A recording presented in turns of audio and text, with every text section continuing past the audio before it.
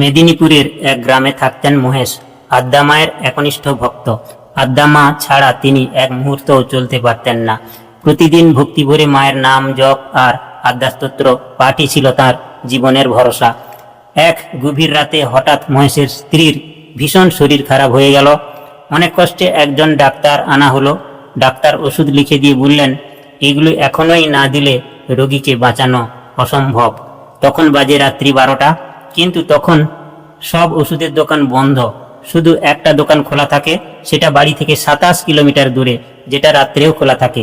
মহেশ দিশেহারা হয়ে রাস্তায় বেরোলেন। ঠিক তখনই এক পরিচিত টোটোওয়ালাকে দেখতে পেলেন। তিনি অনুরোধ করতে লাগলো ওষুধের দোকান পর্যন্ত নিয়ে যেতে।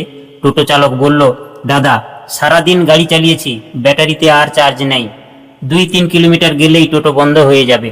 মহেশ শান্ত গলায় বলল, চলো ভাই, তারপর আদ্যা মা যা করবেন আমি জানি মা আমাকে সাহায্য করবেন।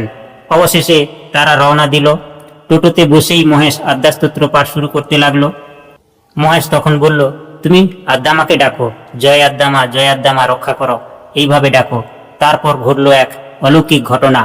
যে টোটো 5 কিলোমিটারও যেত না, ব্যাটারিতে চার্জ ছিল না, সেই টোটো একটুও না থেমে পুরো 27 কিলোমিটার পথ অতিক্রম করে ওষুধের দোকান পর্যন্ত পৌঁছে গেল।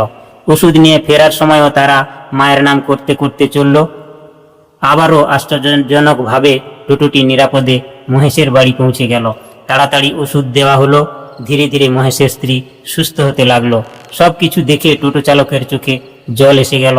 সে কাঁপা গলায় বলল, আজ আমি বুঝলাম মা সত্যি আছেন। সত্যিকারের ভক্তকে মা কখনো ছেড়ে দেন না। হ্যাঁ, অটল বিশ্বাস আর আন্তরিক ভক্তির কাছে অসম্ভব সম্ভব হয়ে যায়। জয় আদ্যা মা, জয় আদ্যা মা।